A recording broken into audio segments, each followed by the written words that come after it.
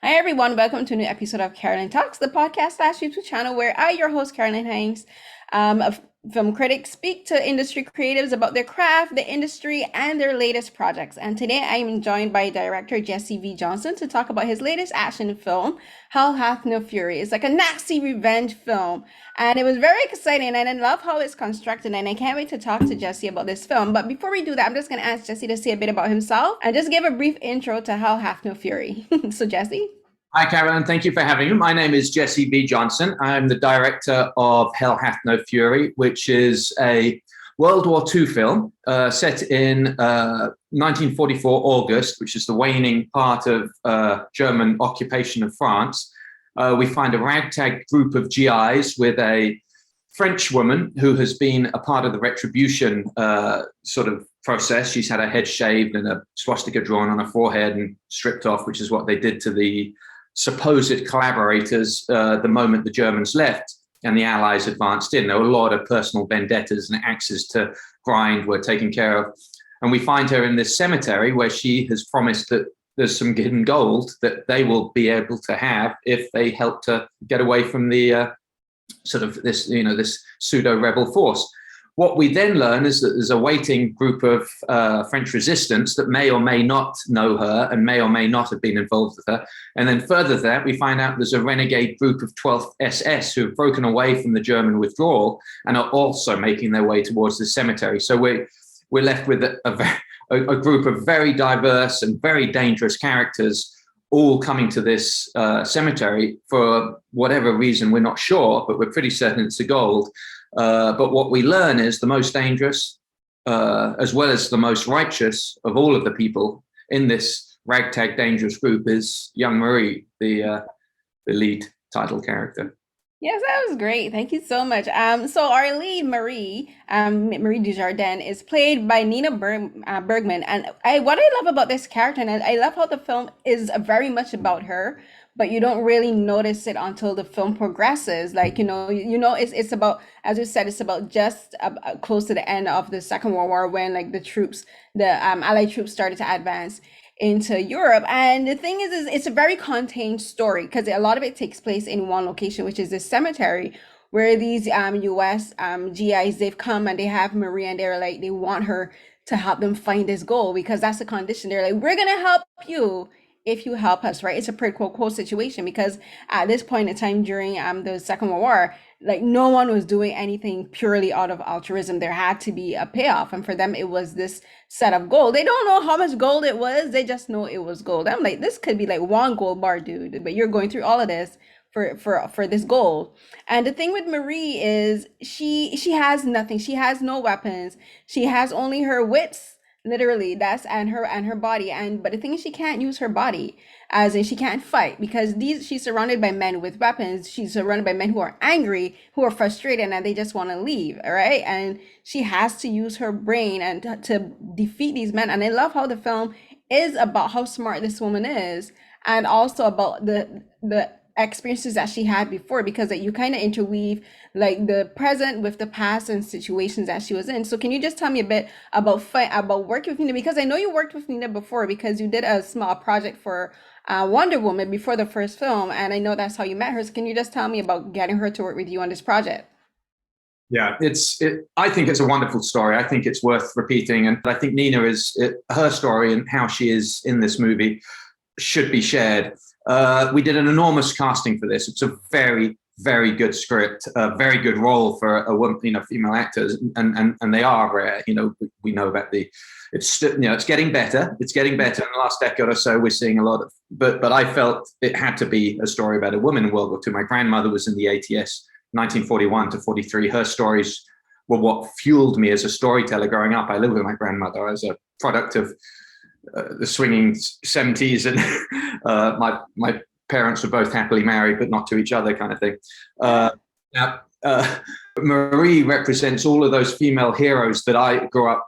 I was surrounded by matriarchs growing up. Mother, powerful women that ruled the roost. The men didn't have much power in my house. I was a single mother, and she was she was powerful. Her mother, my grandmother, was also tremendously powerful and convincing and manipulative in her own way, matriarch. But these were wonderful people, and I've always been drawn to female characters like that. And I think as a man, I can draw those characters. Now, of course, I have a female writer, Catherine McEwen, who's written with me for the last 4 roles. She takes care of the idiosyncrasies. That's her passion, and she gets in with my female characters and really makes them as dimensional as possible. So, but my experience as an observer and as growing up around women like that, I felt qualified me to make a story about this wonderful woman who is powerful. Now, finding the part, which is what you're really asking about, is the interesting story. So we had a lot of people submit for this. The moment they learned that I was actually going to cut their hair, and by the way, this is not a nice haircut.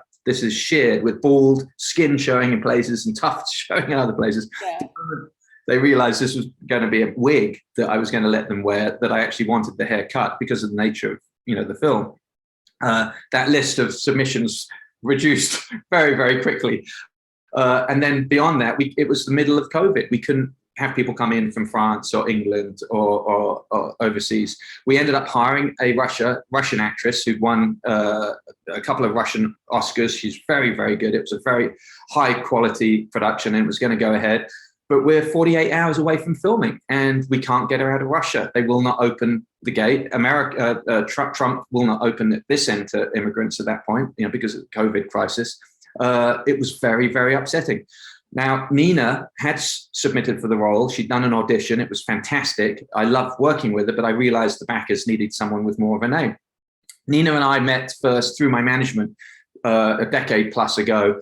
And on top of that, when the 2008 crisis hit and I had films fall apart, Nina approached me to write a script for her. And that money that she paid me for that script at that time, it wasn't much, but it kept food on my table. And I said I would never forget that, not only because of how it helped me out, but because I love Nina. I think there's a spark there. There's a spark of Ingrid Bergman or Marlene Dietrich, some old school actress and it always stayed with me. And so when I was prepping to do this Wonder Woman proof of concept, and you have to remember this was before the Wonder Woman movie, just about a year before it. No one knew had seen anything with Wonder Woman short of the old TV show, which was very gaudy and sort of a bit camp. And I had an idea that it would be a great subject, a great IP to modernize, and we did it. And it was a internet smash. We had 1 million hits within 24 hours.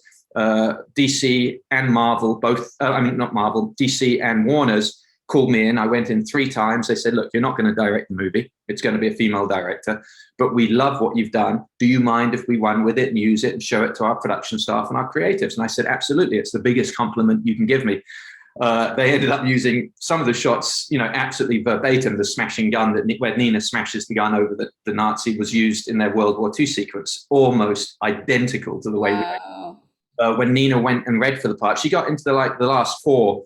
She said they had blown up pictures, still frames from our Wonder Woman short and had them on the wall in the casting room. And she said to the casting director, that's me in the picture. And they're like, no, she has black hair and you have blonde. And Nina's like, yeah, I dyed it. What do you? And they're like, yeah, sure. All right, yeah, pull the other one. We realize you're ambitious. But so we have this wonderful past and I was faced with a situation. I had a cast read through where I had all of the guys cast: Daniel, Timothy, Dominic, Louis, Charles Faddy, Joseph Cannon, all great actors I've worked with before, who love me. We love working together. It was a no-brainer. When I read the script, these parts popped out. It was almost magical because the French guy who wrote the script had no idea who I'd worked with before. He didn't know I was going to pick it up. We translated it with Google Translate from French. But the descriptions of these characters are almost, they would describe my friends who are the actors that I ended up bringing in. It was very, very easy. Daniel was a little trickier, the von Bruckner character, but that worked too. And we had a cast read through and I begged Nina to be there. I didn't have an actress to play the Marie role for the read through. Around the table, So she drove all the way out to the location, which was a hell of a drive. We're in the middle of nowhere. We're filming this, no cell phone, no internet. And she came out and she read the script. It's a very good script. The boys, we had 3 of them were crying by the end of it. It's a very, very emotional thing. This story. I hope I've done it justice with the movie, but it has lots of twists and turns that really get the heartstrings, get the tear buds working. And, the read through was over. Each of those actors independently took me aside and said, you have to hire Nina. You have to. It doesn't matter who you're going to get. This girl is the part. I'm like, yeah, sure, whatever. Dominic Vandenberg, who has worked with me since the very beginning, we started out, I was a PA. He was a stuntman on Mortal Kombat, the original one, 1904 or whatever that was. He was the best man at my wedding. He's an ex-French Foreign Legionnaire, a member of their commando unit, airborne unit. He was a mercenary after that. He was a bare-knuckle fighter in Burma and Thailand. He's a very dangerous human being who has a big heart. Don't get me wrong. He's a modern, Renaissance man as well. But he's someone that I've often based my fantasy characters on. His turn of phrase, the way that he approaches a dangerous situation or a conundrum. I borrowed that, and it's found its way into my movies. For me, he's the typical, the absolute epitome of what a tough guy is, a real action hero. I'm a filmmaker. I don't understand. I'm not a fighter or a violent person. I love peace. But when I talk to people like Dominic, I realize this is how I base this is the kind of person my characters are. They will have a fight. They will throw a punch. They'll be the quiet, silent type. I'm not like that. I'll talk my way out of any kind of dangerous situation. Dominic came up to me, and he's got hands like ham hocks. They're sort of this size. You hide your hands if you're a man under the table because you don't want them on the table because they're so intimidating, these great big lumpy hands. And he poked me in the chest, and he said, I'm going to leave out the swearing part. He said, you're an idiot if you don't hire this girl. And he turned his back and walked away. And it's almost like an encounter with Charles Bronson. You don't let something like that just go. And it was quite moving. And so I went to the bankers who are Russian, and I said, look, I know she doesn't have a name. I understand that, but we need to hire her. And it fell on deaf ears. They wanted to continue to go with, we had a window of opportunity. We lost Daniel. He was going off to Matrix Part 4, and we'll lose Tim Murphy. He goes off to Snowpiercer. We have to shoot now. We don't have the possibility to wait. She's not out of Russia. We got 2 days before we start filming. This whole film could literally just go away, which is what movies often do. I've had many that just disappear. And Nina said, let me have a talk to him. And Nina said, you know that my grandfather played Ivan the Terrible in the Sergei Eisenstein movie? And the Russians said, what? Why didn't you say that before? You got to use that lineage. And I'm thinking, oh my God, if she had only said that from before, it would save me heartache and we could have gone with it. But anyway, they love the fact that her grandfather was a megastar, in Russian cinema. He's a god. She even looks very like him. They have a similar profile with the nose and the chin. I mean, they're both beautiful bone structure, which is why she's so fascinating to shoot. But she embedded herself in this character. As I say, we were isolated at a remote location without telephone or cell service. We bubbled as a crew and a cast. There was no visitors. No one was allowed to leave, and they had a specific hospital reason or a doctor. And so we were there. The crew slept. The location, there's lots of kind of cabins. They slept down there. There's a big ranch house at the top end of the location, which is where the cast slept, with a lot of bedrooms in it. It was the most beautiful, artistic, creative experience ever. There was no fooling around or knick-knack or anything like that. Everyone was absolutely focused on their parts, and it was as if we were able to step back to the 40s, and people were listening to 1940s music. People were dressing, talking to their to the other actors by their character names. We shot the film almost in chronological order, so scratches and bumps and any nuances in character would be reflected through the rest of the film. I just saw that guy with the gun. I'm feeling a little bit suspicious of him. So in the next scene, he's suspicious of him. On a normal movie, if you shot that out of order, you'd have shot the following scene first, potentially, where he wasn't suspicious, and then you suddenly realize, oh shit, I could have added that nuance to my performance. In chronological order is one of the greatest gifts a cast and a director can have, and it was a joy. It was an absolute joy. And Nina threw herself into this. And when you do a period piece, Carolyn, you've got to be careful because you can't rely on cliches. You have to examine everything. For example, I remember stories of my grandmother saying they couldn't afford silk stockings. Yeah. So it was a commodity. They had to make parachutes out of it. So they would take a marker pen and draw that line up the back of their leg to make it look like that. And they would, you didn't have candy. There was no such thing as candy. There was a sugar shortage, and especially in southern France, there was no candy. So you would have sugared plums. There was no white bread per se. There was no flour to make the white bread. So there was no jelly. You wouldn't have strawberry jelly, which is what France is known for now, of course. Wonderful strawberry jelly and thick crusted bread.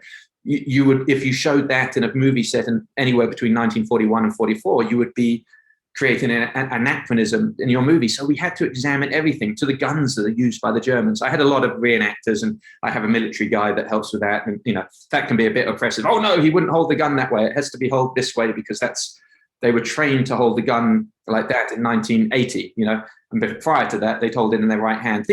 Everything like that. It was a wonderful adventure and a wonderful experience. A, having to respect all of the period details, but B, having the cast and crew, to be honest, there and in the moment and in the creative. And I hope that comes across when people watch the movie.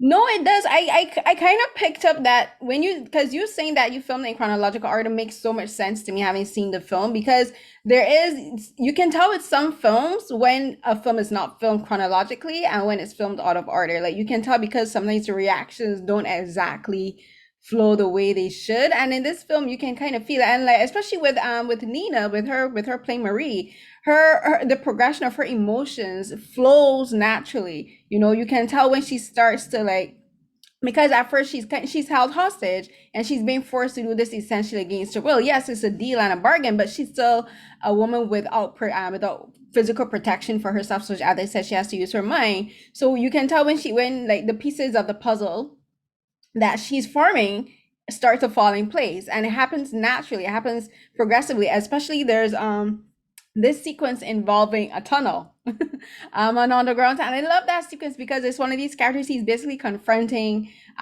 this situation that he doesn't want to face. Like he's like, can I trust Marie? The Marie that I know now, or the person that I'm seeing in front of me, is not the person that I know now. And he's confronting, and I think it's talking about Marie, but I think it kind of talks about how people in traumatic situations, like they have to confront how people change over time, how someone being in a war and how being in a traumatic experience can change someone. And then when you're talking about the perspective of a man and how he views a woman, all these men are seeing Marie for different things. Like the GIs are seeing her for what she can get them. And then this man who's her ex, he's thinking romantically. He's thinking, oh, she's the Marie that I loved before. She's this soft, innocent woman. Like he's not thinking about how the war could have changed her.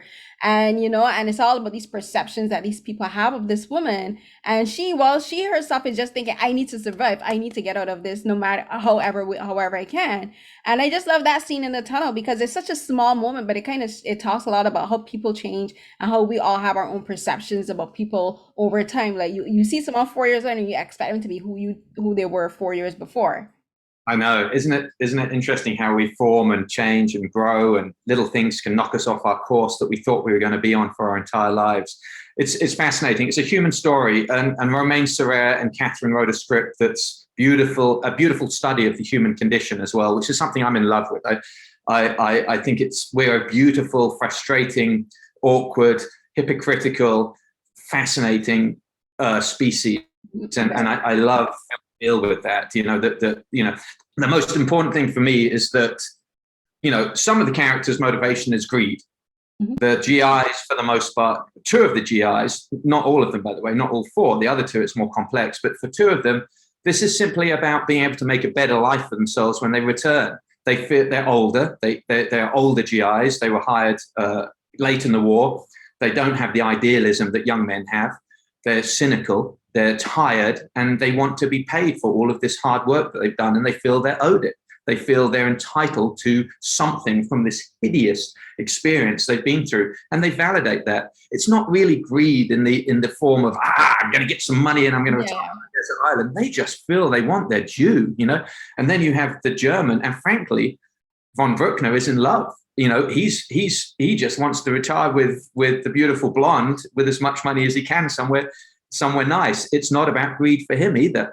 Nina Marie's motivation is 100% not about greed. And we realize in the final act, and by the way, we don't know in the first third. And that was what attracted me to the script. I had no idea who to root for in the first third of the movie. And I then, was rooting for her regardless. I'm like, this is a woman surrounded by men. I'm gonna root for her. and then it galvanizes and we realize who it is that we're behind. And for me, that moment is really important in films where you are suddenly aware of who it is you're rooting for, and you didn't realize it. And I've had a lot of people tell me that right up to the second half of the movie, they were rooting for the German, and they felt that what's going on? He's but he plays that role so well. And I told Daniel, I don't want you to play it as a bad guy. Do not play this as a bad guy. Do not play him as evil. He thinks he's doing the right thing. He has justified everything that he's done in his career, from executing innocent people to stealing gold that's made of the fillings of Jewish camp victims. He has justified that in his mind. If you watch footage of interviews from the war crimes tribunals of these people, they don't think they're criminals. They never do. Yeah, no, there's a documentary that I watched a couple years ago. I think it's 2018, Tiff. About this about the forming of the war crimes tribunal when they first started to try the Nazi as war criminals. And like when you watch these interviews, like they're so chilling because these men describe extremely horrific things that they did, but they rationalize every single moment of every single action, like to themselves. Like they rationalize it. They're like, and they can't understand in their minds. They've so invested themselves and their identities into what they were doing. Like they could not understand the idea of what they were doing as abhorrent as this, as extremely heinous as. And it was kind of chilling to watch it happen. And the interview was focused around the lawyer. He was one of the first lawyers to try these Nazi generals and the soldiers. And he, like, when he talked about how like being in a courtroom with these men and just being chilled to the bone, hearing these men talk about these things, and like you can like talking about like someone like the character in the film, like he would be the same way. Like if you put him on a trial, he's not gonna see it as anything he's doing, because he's like, when Goering went to trial at Nuremberg, he was the head of it originated the Gestapo, head of the Luftwaffe at the time. He was convinced the Allies were going to hire him. They were going to put him in a position of power because he was so helpful. Because he wasn't necessarily wrong, was he? Yeah, he had no idea. He was absolutely confused when all of this vitriol came, they started showing black and white footage of the opening of Dachausen and Auschwitz. He was confused by this. He didn't understand because he thought they were going to appreciate his help. It's absolutely mind-boggling. It's baffling to us now. But what I wanted Daniel to do was to take that frame of mind, to run with that, to play him as the hero of the movie. He sees himself as a hero because he thinks he's rescuing Marie. He absolutely does. He's confused at the end. He says, "Oh, you've done it. You've shot him. You've done it so we can be together." And he's clueless to the fact she's about to, take it out on him too. But for me, those complexities are what make a movie interesting. When you see a cliche, and we've seen that character before, and we sort of know the direction, it's a copy of Tarantino, whom I love, or a copy of another film, or a copy. This is boring to me. Those films are fantastic when they're original. The characters in this, for me, sang out from the script because they felt so authentic and human and real. The two, Lewis and Tim, the two older GIs, they get a chance to give a little bit of their backstory, which I adore. Both of their scenes, they play them so well, and they validate everything they're doing. They validate where they are. They validate why they have done such awful things. They validate why they're beating her, why they have a gun on this poor innocent woman who has nothing but a silk, underdress to protect her, and they validate themselves. And this is what real criminals do. You will maybe see a bank robber. I've worked in a lot of prisons on movies, and I've talked to a lot of inmates, and one or two of them will say, "Yeah, I'm just a bad guy. I can't help myself." But not many will say that. Most of them, I got framed, or it was a screw up, or I was doing great. I never hurt anyone, and that's the truth. They validate it. They are able to sleep at night. If you or I committed a crime, we wouldn't sleep we wouldn't sleep. It would be like, I'm like, listen, when I used to get in trouble, my mom, I would sell myself up first before anybody could turn. I would go into my mom like, listen, I did this. I would confess before my sister or one of my friends tell my mom, because I'm like, let me sell it myself first before anybody else could do it. It was awful. It would be like the Edgar Allan Poe, with the ticking heart. Yeah. We would, we'd give ourselves up and we give all the info just to have a good night's sleep again. But these, real psychopaths don't have that problem. Real sociopaths, they don't. They are content. They sleep better than us at night. It's not a problem for them. And these guys have gone through so much at this point in their lives, so much self, sort of rationalization, that's where we meet them. And I find those kind of studies extraordinarily interesting, and if you can get your characters right, and if you can make your characters believable and organic as a director, because ultimately my job is sitting by the camera and listening and watching, and if it feels organic and it feels real, the audience will get it and they'll follow these characters on their path to find out what happens. The moment it sounds like someone's learning lines and reciting lines, I'm lost and the film is lost and it's gone. So I knew that what I needed on this was authentic performances, and I think the cast do a wonderful job. I really, really hope people go see this and enjoy these performances, because these guys really gave it everything. They invested their whole, I don't think a day went by on this set where someone wasn't scratched or bruised or burned, not because it was an unsafe set, but because the cast was simply committing themselves to these roles as much as they could, Yeah, no, for sure. Like when you're like talking about how like soldiers kind of and people and like the Nazis and people who did these kind of like horrific acts, like kind of like made me think of there was this show in the mid 90s called Tour of Duty. And to me, it was one of the most realistic shows about about the war in Vietnam, because it like a lot of it was from the perspective of these soldiers, and it was also one of the few shows. I think it was the only show at that time about Vietnam, and it was one. And apart from what was that old show? The one that was in the 50s. MASH, right? So I think apart from MASH, it was the only one that had like a very diverse cast, because this show had like Mexicans, it had like black men, it had white men, it had Asian men as part of like the infantry in Vietnam. And like hearing you talk about that, because I remember a lot of the dialogue in that show was talking about how war makes monsters out of men. And like when like for soldiers like Maitland and those played by Christopher, like is like they're rationalizing themselves, like they've become so detached.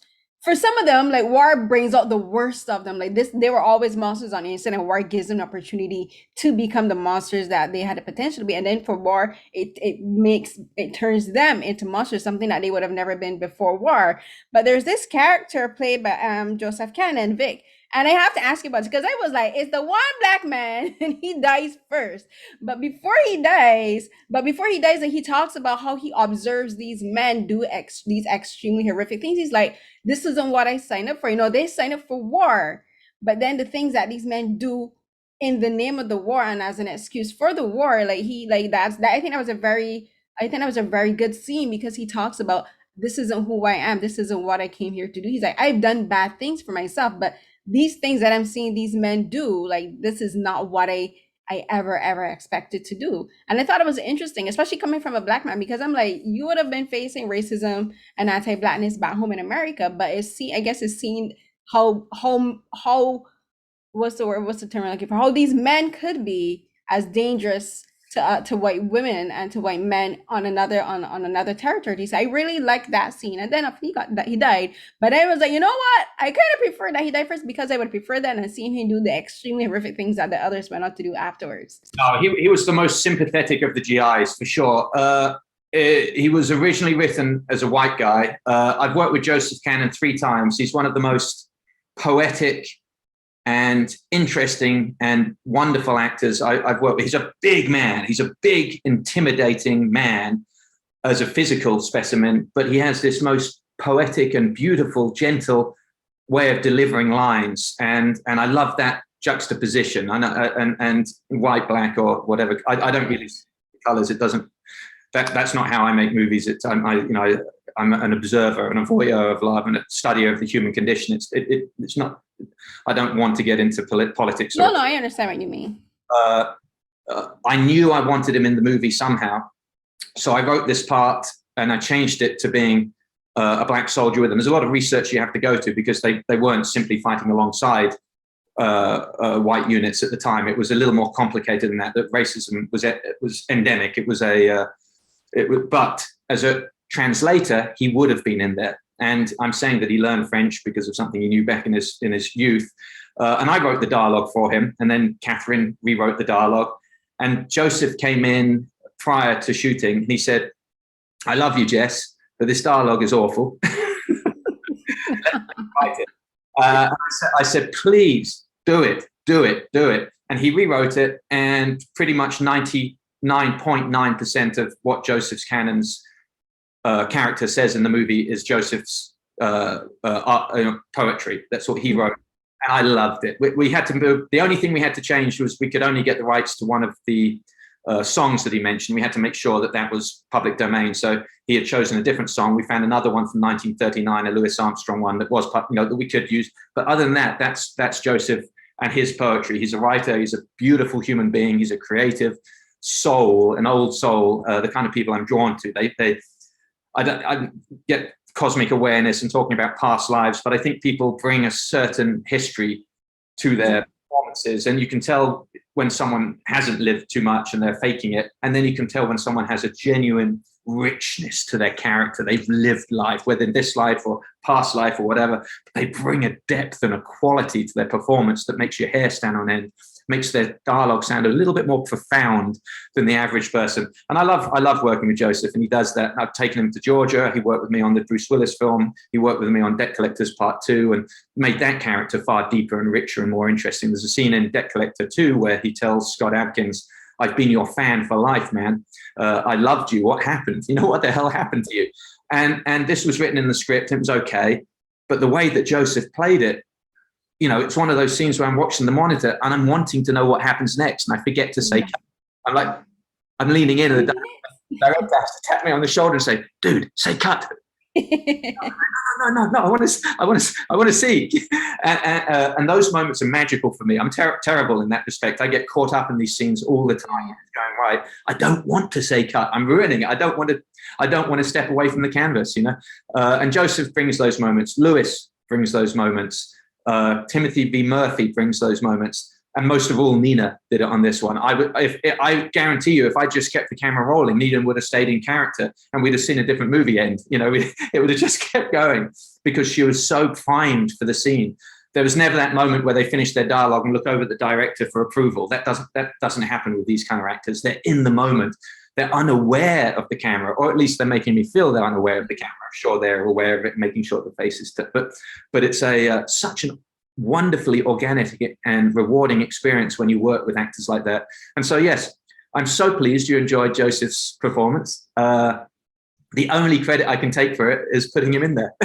I really like that scene because it kind of speaks to how where people from of different backgrounds, if you meet up, you can have some kind of common ground. And like for in this scene, like the common ground is music, like the love of jazz music and the appreciation of jazz music. So I like when you have those it's kind of like a down kind of like, no, I don't want to say downtime, that's the wrong phrase. It's kind of like the in between moment before everything starts to go to hell, but like, you just have that moment where the characters, and I guess you could say also the actors, they have a chance to breathe, right? And they have a chance to be like, this is one moment of normalcy amidst all of the chaos that's raining down around them.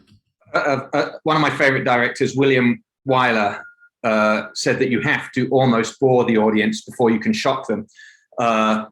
This is obviously a gross sort of oversimplification, but the pause moments where you lull the audience into a sense of sort of unawareness and allow you these beats where you can shock them. If you're just shock after shock, if you this modern term roller coaster of a movie, if you're simply just throwing more and more pyrotechnics or scares or action or loud special effects at an audience, you numb them. Then they're no longer impressionable or sensitive to what you're going to. I think it's very, very important to have these beautiful down moments where you're allowed to invest in the characters, where you start to learn about these people as human beings. And then the moment the violence starts, my God, it's a visceral thing. You're involved as the audience member now. Your emotions are being tested, and that for me is a very important part of directing and storytelling. You know, it's the quiet moment before the storm. You know, I think originally Joseph's part was written as he was the one sensitive member of the team. He was the one voice of reason, the one sympathetic one. And the moment he's killed, from that point, everything falls into disarray. And as I say, it is sort of unfortunate that it follows the cliche of the horror movie where the first victim was like, come on. an American or a black person, but it's it was certainly not intended that way. And I think the way we've played it is individual enough that it transcends that. But yes, no, it does. No, I just thought it would. No, I just made the comparison because, like you said, it's a trope in horror movies, but it's a trope in the fact that like you don't think these characters, especially in horror movies, the way all that happen is just like, why are these people like doing these things? You're like, as a black person, you be heading out of town. Like, don't be hanging around. Yeah, but I think it's different in your film. I love the way he played it, and hopefully will transcend any of those sort of comparisons. I enjoy working with him, and I think it's a beautiful character that he's created, and he did create it. As I say, he wrote that dialogue, and it's beautiful. And I when I saw it, I loved it, and it's like, yes, as it's written. He's like, you sure? And I said, absolutely, as it's written. Let's do it. I like that. I often will work with actors who bring their own take to a character. They'll change things. There's Ski Carr, who I've worked with twice now as well, will do that. And I remember we had the conversation when I first met him on Debt Collectors. I said, look, I'm not going to try and write dialogue the way it's spoken in South Central. I don't want to do that. That's not my job. I don't want it. It would be pastiche. It would be me mimicking it. I want you to write it. And he wrote it. It was some of the most authentic dialogue that I've ever had the pleasure of taking credit for. And it's important. I would do the same thing if I had a Vietnamese character. I'd talk to them and I'd have them write the character as it should be. I don't see a problem with this. My favorite scripts, it's not true to say my favorite scripts were written by committee, but a lot of them had a lot of writers on board. I think it's my job as a filmmaker and a storyteller to get that script as strong, as powerful, as taut as a snare drum, as is humanly possible before I commit to making it. And if that means bringing on another writer or another perspective or another point of view or an expert in military matters or to write the dialogue for the soldiers, Carolyn, I'm going to do it, because for me, that's my Lord, that's my God, the script.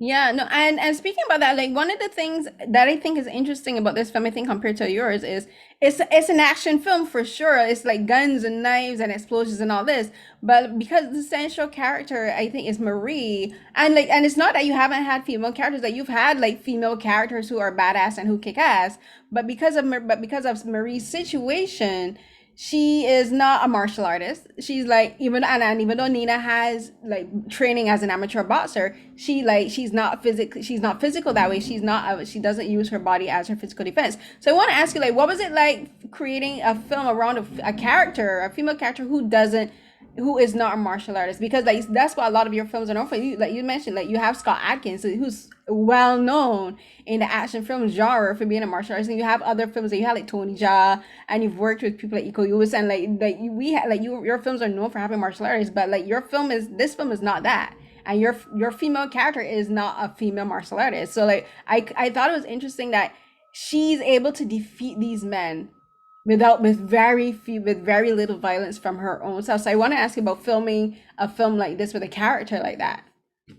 Very, very quickly to touch again, there's a few things you've touched on there. First thing, I've been extraordinarily lucky as a director to work with Scott Adkins, Tony Jaa, Iko Uwais. These are human beings who are like walking special effects. My job as a director is to keep out of their way, to bring the camera back, to show this incredible talent, this incredible gift that they have, and to do that. And the challenge was always with those scripts to come up with a realistic reason for two human beings to enter into a physical combat. As we mentioned earlier, I would talk my way out of anything rather than actually have to hit another person or be hit by another person. I did that as a young man. I got hit many times. I was an amateur fighter as well, and it's not a pleasant thing. I don't like being hit in the face. So how do we formulate a story where people fight? In in Hell Hath No Fury, my reasoning was the opposite. We had to come up with ways that she could beat these powerful men by not engaging physically with them. How can she outwit them, outsmart them, outmaneuver, outmanipulate them? And for me, this was the challenge and the exciting part of it. We must always challenge ourselves as artists. We must always go where our fear is. We must go where our lack of confidence is, because that's what makes us grow, and that's what's exciting, and that's what makes every day on set or in the writing room or in the edit room exciting and rewarding and powerful. If we continuously make films that we know and we understand, and we don't take any risks whatsoever with ourselves or our work, the work's going to suffer. You're not going to enjoy it. You'll become bored of it. And to be frank, when you're bored of making something, the audience is generally bored of it as well. So it was extraordinarily exciting for me to go somewhere where I hadn't been before, to take this lead character and make no bones about it. It's an ensemble, but if Marie wasn't convincing, if her way of taking on these people was not convincing, it would ruin the movie, and the movie's gone. So everything relied upon the audience understanding and believing and fully rooting for her way of taking these guys on. At no point does she do it the traditional way, that we've done in another movie. And that was exciting to me, Carolyn. That was really something that was that's the challenge, and that's fun. And you try to go where you have excitement. But yeah, so it was wonderful. But it was all there in the script. I'd like to take credit for a lot of it, but it really was as written. Always one step ahead, always keeping people on their heel, not quite sure, including the audience, not quite sure who we're behind. Who's the good guys? Who are the bad guys? Why is she doing this? Why are they doing this? What's the motivation? Why do they appear like bad guys? Why does she seem to be the bad, the one that's at fault? And then slowly learning, and almost at the speed of the supporting cast, we learn who the real good guy is. And it's not till the very end that we realize this has all been a part of a plan to protect, the gold from being used by people who are greed motivated. Yeah, it was about I think it was about protecting the goal, but I think it was also, for me, I kind of read it as her protecting her family legacy and doing what she could to protect, like, all of the people who had been murdered and killed, and protecting their memory, because this is the last bit of them, right? This is all that's left to these people. And so I saw it as her. She was like these people have been exploited and murdered, and like there needs to be a way for to lay their memories to rest. And I kind of saw it as that. And like it was, as you mentioned, it was not about the greed. And I love that that's revealed right at the end of the film, because you think that, oh, she's trying to get the goal for herself, and and then you realize it's literally not about the goal. It's about what the goal symbolizes. It's a fascinating thing. As young people, we think of diamonds and gold, and we love all of this, and it means riches. It means a diamond encrusted Rolex, and how much that would be nice to have that and show that off. If, as adults, we do a little research, we learn the real origin of diamonds, the pain, the blood, the colonialism, the slaughter, the genocide in many terms that went into those diamond mines in Africa, and the De Beers family. It's no one is not guilty. You pay $20,000 for that diamond ring. Think very carefully about the origins of that diamond, and do a little bit of research. Have a think about it. There are places in the world you can take gold and you need no form of receipt or provenance on that gold. You will get the value of that gold at face value, and you walk away with cash. Gold is an interesting thing too. In this case, the gold that is stamped with the Waffen eagle, the German marking, has come from the teeth of Jewish camp victims, of menorah melted down, of jewelry melted down. And it's more than gold. It's when there's gold, more than gold. And in this case, that gold not only represents, but is the physical manifestation of a whole group of people being slaughtered. And that is everything that is remaining of these people. And it's no longer just gold. It's no longer worth its weight in gold. It is something else entirely different. And this is an important thing to think about for us in the modern era where everything is just based upon, wow, how can I look richer than I actually am, with my cell phone and take a photo of myself. How can I look better looking? How can I look like I'm a success overnight? How can I flash some, we live in a very, very guilt-free time where simply being able to show something in the moment is perceived as how you're going to be judged. It's incorrect, of course, and as we get older, we know it's all as farcical and as transitory as someone telling a video opinion on a blog, but it is an indicator, I think, that this one woman who is Marie understands there's more to it, and there's so much more to it, and hopefully by the end of the film the audience understands that too, and they take a little bit of that away, and we realize it was not about walking away a millionaire. It was about walking away with a clean conscience. Yeah. And feeling that you had protected something, the memory of these people, if nothing else, and that not all the money in the world isn't going to make it good if you take that and you benefit and you profit from that. She profited immeasurably. She never went back to the place again. She had a family. She grew up. She lived a quiet life. She was in love. She had children that loved her, and she passed away. And this is the most wonderful gift that any of us have beyond getting rich. And I think that's important. We make a lot of movies. There's a lot of movies about getting rich quick, about stealing money and getting away with it, and living on a desert island. But I find it's nice to go another way once in a while. And there's a spiritual richness that's far more valuable and far more important, really, in the long run. I know a lot of people who got rich quick. They lose their money quickly, and they're very, very unhappy. Very true. Like, one thing I would love for someone to do, let someone to make a film about a cat burglar who steals from museums and returns the stolen provenance and jewelry and artifacts back to the original homes. Like, someone who wants to make a film about someone stealing the crown jewels and returning them back to Africa. That would be amazing. Go and steal some Chinese artifacts and return them back to China. Yeah, no, of course, there's far more to every all of this jewelry and things than we think. It's a very interesting time. We're learning about the back origins, and there's a far richer conversation there, Carolyn. You're absolutely right. But in this case, it's a little more obvious.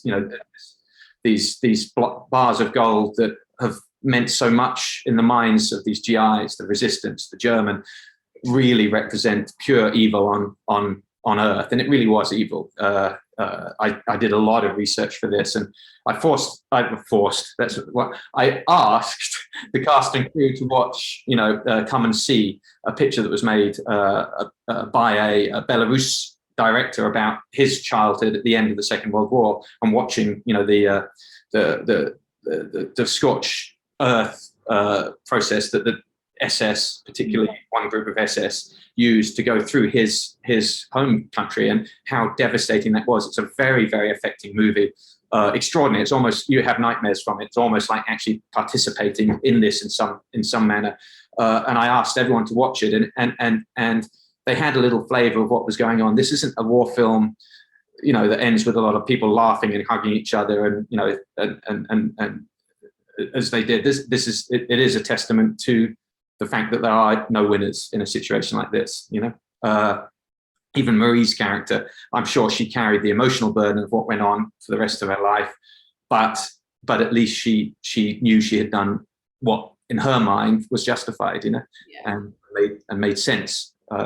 So it's a complicated thing, isn't it? But I hope people enjoy my take on it. I hope they're not disappointed that they didn't just go off and live on a desert island with the money. Hey, I enjoyed it. I really liked it, the part of the title is Hell Hath and Fury, and then you can't go on with like a woman scorned, but she was not scorned. She was just filled with righteous anger. That was me getting a bit philosophical there, but thank you so much for talking with me, Jesse. I really appreciate you taking the time to speak with me about the film, and the cast I think was great, and I love how you structured the film. As I said, like, I just love how contained it is. Partly that was due to COVID. Like, props to you and your team and the crew and the production crew and everyone being able to film in situations, because I know I've talked to a few directors who have made films during the pandemic, and I know it is not easy. So I appreciate all of the work that you and your crew do, and everyone was safe and made such a great film, and I appreciate you again taking the time to talk with me about it. so much, Carolyn. Really, really appreciate it. Great questions. And please feel free to, if you're ever near where I'm filming, to come by for a set visit and enjoy it. These are adventures. They're fun to make. And I love the process of making movies. Sure, for sure. I'm in Toronto, so I don't know if I don't like, whenever this pandemic ends, I will be happy to do a set visit, especially if you're doing an action film because I love action films. So for sure. Wonderful.